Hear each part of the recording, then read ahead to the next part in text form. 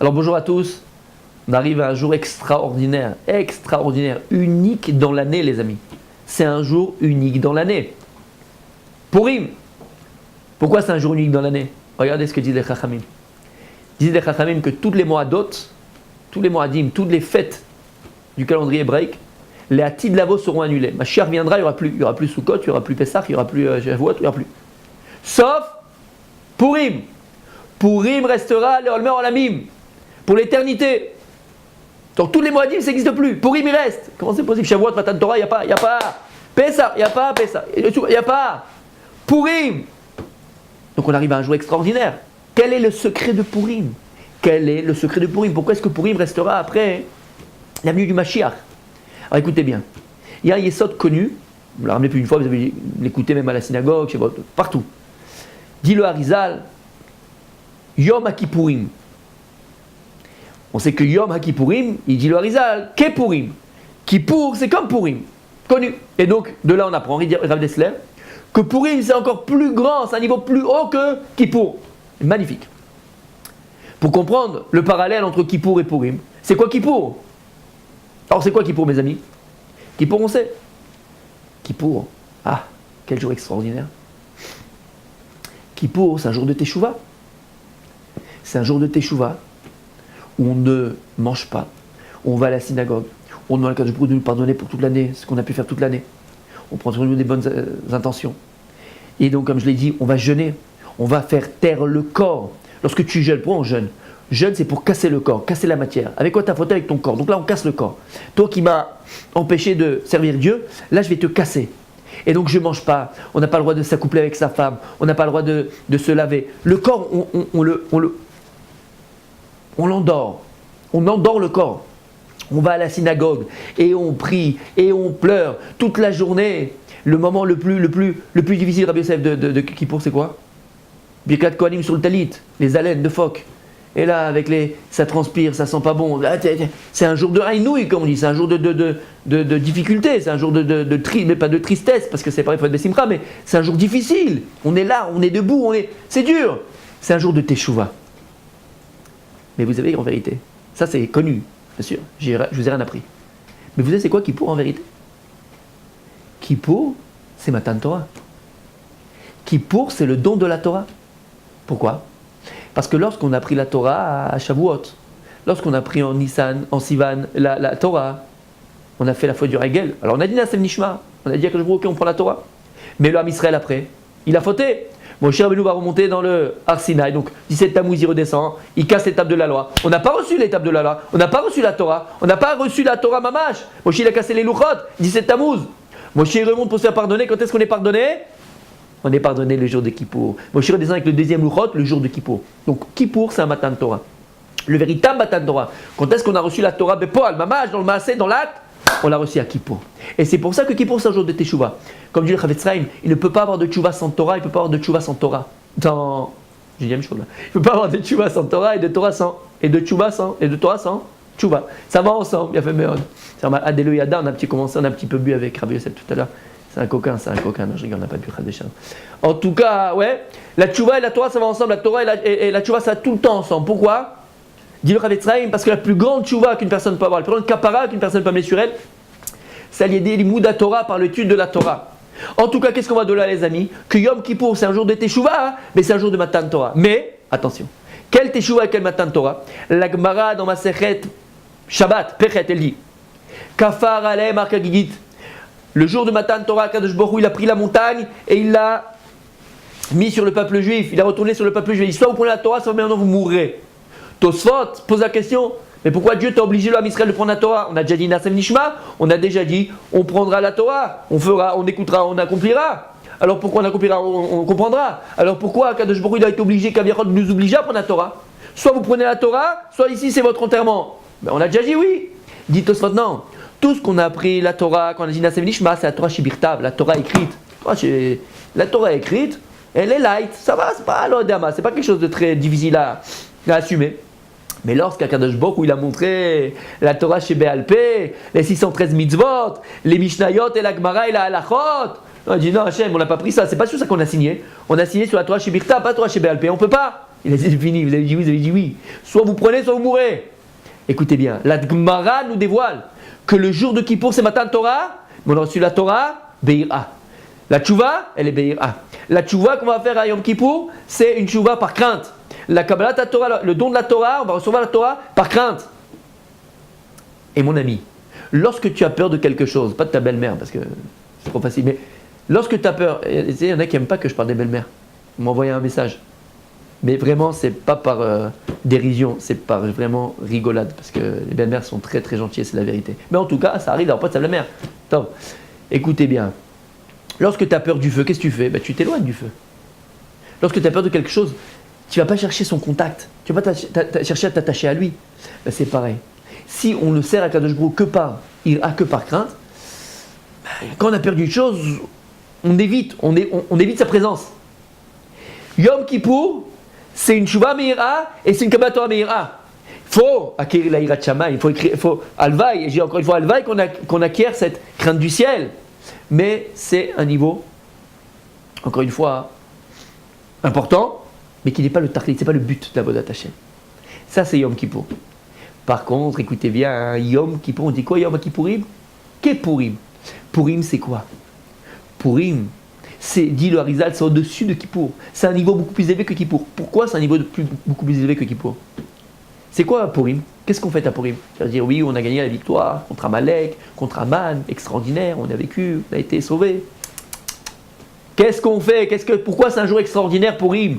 Pourquoi c'est la seule fête qui restera après la venue du Mashiach? Je vous pose la question, c'est quoi Purim? C'est quoi Purim? Purim, c'est Matan Torah. Purim, c'est le don de la Torah, véritable, le Tachlit. C'est parce que c'est lui qui restera. Shavuot, tu n'auras plus. Le véritable Matan Torah, c'est à Purim. Le véritable Tchouva, c'est à Purim. Pourquoi? La Gemara dans le Shabbat continue. Il y a écrit dans la Megillah, Kiimu vekiblu haYehudim. Ils ont accompli et ils ont pris sur eux les Juifs. La Gemara dit, c'est quoi Kiimu vekiblu? Ils ont accompli et ils ont reçu. Kiimu ma shekvar kiblu. Ils ont accompli ce qu'ils ont déjà reçu. Et la Gemara nous dit, quand d'Achashverosh, l'âme Israël a reçu la Torah, Be'ahava, par amour. Et Rachid nous dit quoi Be'ahava? Mais Avatanes, pas l'amour du miracle. On va l'expliquer, mais si on a le temps. En tout cas, qu'est-ce qu'on voit de là? Kapurim, c'est un jour de Matan Torah. C'est le jour de Matan Torah. Parce que là, on va recevoir la Torah, Be'ahava. Et c'est un jour de Teshuvah, Be'ahava, par amour. C'est un jour de Matan Torah par amour, et c'est un jour de Teshuvah par amour. C'est pour ça que le jour de Purim, c'est un jour qui est au-dessus du jour de Kippour. Pourquoi? Parce que tout le tachlit et tout le but d'un juif dans ce monde-là, c'est pas de servir Dieu que par la crainte, mais arriver à travers la crainte à l'amour d'Akadosh Baruch Hu. Pourquoi? Parce que lorsque tu aimes une chose, tu t'attaches à elle. Lorsque tu aimes une chose, tu fais un avec elle. C'est vrai que Ahava, amour en hébreu, c'est Echad, même valeur numérique. Ahava c'est 13, Echad c'est 13. Pourquoi? Parce que quand tu aimes une chose, tu es en fusion avec elle. Et le but, le tachlit de la Avodat Hashem, c'est faire fusion avec Akadosh Baruch Hu, faire fusion avec la Torah Akdosha. Donc Purim, c'est un jour et un moment qui est beaucoup plus grand que Kippour. Parce que là, nous allons servir Akadosh Baruch Hu Be'ahava. Mais comment on y arrive? Comment on peut y arriver? Comment j'arrive à cet amour alors? Comment je vais recevoir la Torah Be'ahava? Il y a beaucoup qui se trompent aussi. Vous savez que je mets une petite parenthèse, mais c'est hyper important d'étudier le jour de Purim. Alors si c'est aussi important pour moi, ça ne dure pas une semaine comme... Mais non, c'est que toutes les grandes choses, toutes les choses intenses, toutes les choses qui sont énormes, elles sont concentrées et en un seul mot. Vous savez que la bombe atomique, c'est pas quelque chose de très très énorme, hein, c'est pas très gros. Mais ça peut détruire une ville entière. Sur des milliers de kilomètres carrés. Des milliers de kilomètres carrés. Mais c'est concentré. Les choses qui sont puissantes, elles doivent être concentrées. Ce jour de Purim, c'est un jour extraordinaire. Donc il faut étudier la Torah. Il faut étudier, il faut s'asseoir, pas que boire et que manger et que faire la fête. Il faut prendre, étudier une heure. Tu ne peux pas t'imaginer ce que ça va t'amener, ce que ça va t'apporter, ce que ça va... Inimaginable. Il faut prendre sur soi d'étudier le jour de Purim. Alors comment on y arrive? Comment on arrive à Ahavat Torah, à Ahavat Hashem, à faire tchouva mais à Ahava, se repentir par amour de Dieu? Comment? Kadosh Baruch Hu nous donne la solution. Toutes les mitzvot de Purim, elles sont en rapport avec le corps. À Kippour, c'est par crainte, et là on fait taire le corps, on tue le corps, on est comme des anges. À Purim, il dit à Kadosh Baruch Hu, là maintenant, tu vas devenir le but de la création. Adam, tu vas être un homme, pas un ange. Moi je veux pas d'ange, je veux un homme. Dit le Baal Shem Tov, c'est quoi Adam? Adam, qui veut dire homme en français. Adam, c'est Aleph Dam. Aleph Dam. Aleph, c'est quoi Alufo Shel Olam. Chelek Elokim Imal. C'est la personne divine, c'est la Neshama qui est en toi, c'est le spirituel qui est en toi, c'est essentiel qui est en toi. C'est quoi le Dam? Nefesh Behemi, l'âme animale, c'est le corps. Pour être un homme, il dit à Kadosh Baruch Hu, faut me servir avec ton âme, avec ton corps. C'est pour ça que toutes les mitzvot de Purim, elles dépendent du corps. Mishloach manot ben adam lachavero, matlot laivionim, le mishte, la simcha. Pourquoi? Parce que vous savez que le corps en tant que tel, il n'est pas négatif. Le corps en tant que tel, il n'est pas vers le péché. Le corps, il a besoin de manger, c'est tout. Si tu ne donnes pas à manger au corps, il va le chercher autre part. Là, comme il te dit, tu vas associer le corps au mitzvot. Tu vas associer le corps à la Avodat Hashem. Et donc, toutes les mitzvot de Purim, tu vas associer le corps à ces mitzvot-là. Et lorsque tu associes le corps, tu donnes à manger au corps, tu vas devoir manger. Mais attends, tu manges. Oui, tu manges. Mais dans une soirée de mitzvah, dans une séouda de mitzvah, dans un repas qui est de mitzvah. Alors là, le corps va être en paix avec l'âme. Lorsque le corps est en paix avec l'âme, la paix en hébreu s'appelle shalom. Shalom et shalem. C'est quoi shalem? C'est entier et complet. Lorsqu'une personne, elle est shlema, c'est qu'il n'y a plus en vérité de guerre entre l'âme et le corps. Parce que tous les problèmes intérieurs, tous les malaises intérieurs proviennent de la guerre qui existe en nous, des contradictions qui existent en nous, entre l'âme et le corps. C'est quoi l'âme et le corps? Entre ce qui nous paraît essentiel, ce qu'on connaît d'essentiel, c'est le spirituel, mes enfants, ma femme, m'investir, l'honnêteté, la vérité, et le corps, qui est l'appel des pulsions, l'appel des passions, l'appel de la voisine, l'appel de ma collègue, et toutes ces choses-là. Lorsque tu es déchiré entre l'essentiel et le superficiel, alors là, tu es dans la tristesse. Mais lorsqu'au contraire, tu associes le corps à la mitzvah, tu associes le corps à la Avodat Hashem, tu peux aller avec des femmes, mais ta femme, tu as le droit de manger, mais cachère, tu peux aller à la plage, mais la plage qui est séparée, tu peux associer, et tu dois associer le corps à la Avodat Hashem. Alors là, tu as quoi? Le shalom, tu as la plénitude intérieure, tu as la paix intérieure, et cette paix intérieure amène la shlemut, amène à être un être complet, parce que tu vas être appelé Adam. Et cette, comment dire Rabbi Yosef, complémentarité, complet, être complet, ouais, cette complémentarité de l'être de la personne, vraiment t'es complet, c'est ça qu'amène la simcha. Dit le Rav Dessler, en simcha la katatas fekot. La simcha, la joie, ne peut être dans la personne uniquement quand on estompe les doutes. Mais c'est quoi un doute? Un doute, c'est quand j'ai deux chemins, un à droite, un à gauche, je ne sais pas lequel emprunter, et je suis déchiré. Parce que d'un côté, je veux aller à droite, et d'un autre côté, je veux aussi aller à gauche. Donc je suis déchiré. La déchirure, c'est le safek. Lorsqu'au contraire, je sais où je vais, et je ne fais qu'un. Je ne fais qu'un avec ma tête, avec mon esprit, avec mon corps. Mon corps et ma tête veulent la même chose, veulent l'essentiel, vers le vrai, vers le bon, vers la Torah, vers ma femme, vers mes enfants, vers le don, et ainsi de suite. Je suis dans une shlemut, je suis en plénitude, dans un shalem, je suis quelqu'un d'entier.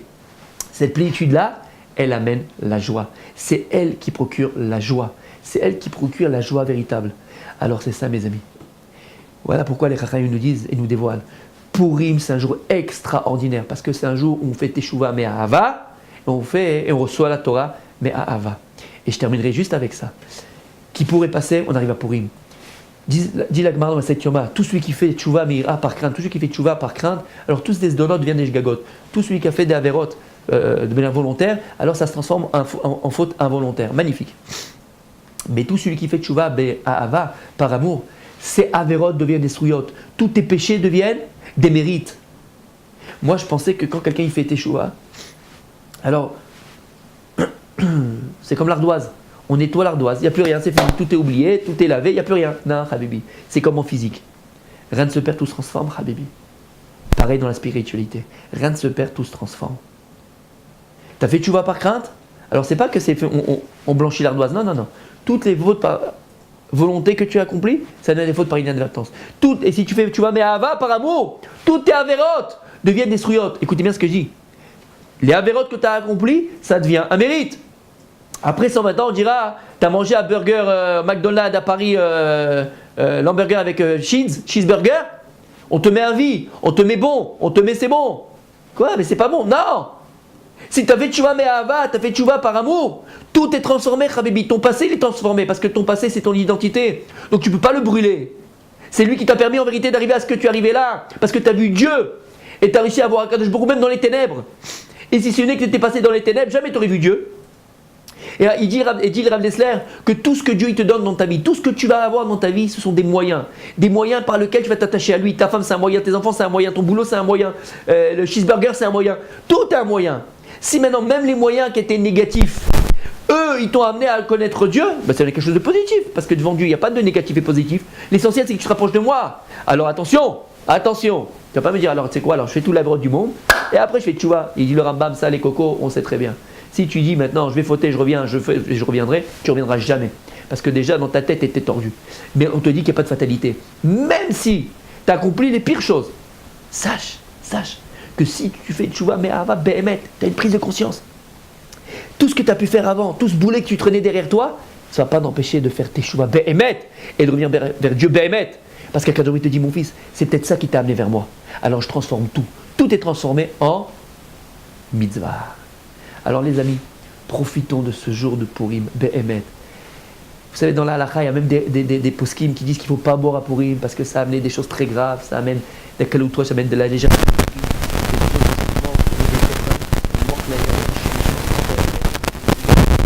Il n'avait jamais bu, il a bu, il est mort. Il était père d'enfant. Très attention. Même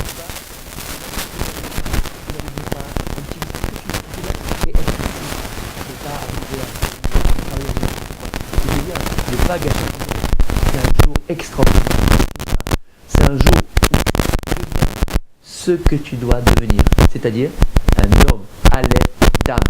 On va faire Ezrat Hashem par le mérite de ce jour extraordinaire. Et Zoché, la Géoula Shlema, la Géoula, elle doit venir à Purim. Elle va venir à Purim, Ezrat Hashem, parce qu'on fait tchouva, mais Ava, on fait tchouva par amour. Et Dil Khatam Sofer, et je termine ma messe avec ça, Dil Khatam Sofer. Et c'est pas de moi, donc je me permets de le dire, dit le Khatam Sofer que le hors de la Megillah, la lumière de la Megillah, est encore plus grande que la lumière qui se trouve dans la Torah Akdosha. Rendez compte ce qu'il dit. Regardez compte ce qu'il dit. On n'a pas le temps de l'expliquer, mais juste pour qu'on comprenne. Alors profitons de ce jour extraordinaire, en famille, avec les amis, d'être joyeux pour Akadosh Baruch Hu. Et que Bezrat Hashem, notre filote, soit écouté, et qu'Akadosh Baruch Hu, il amène la Géoula à Purim. Amen.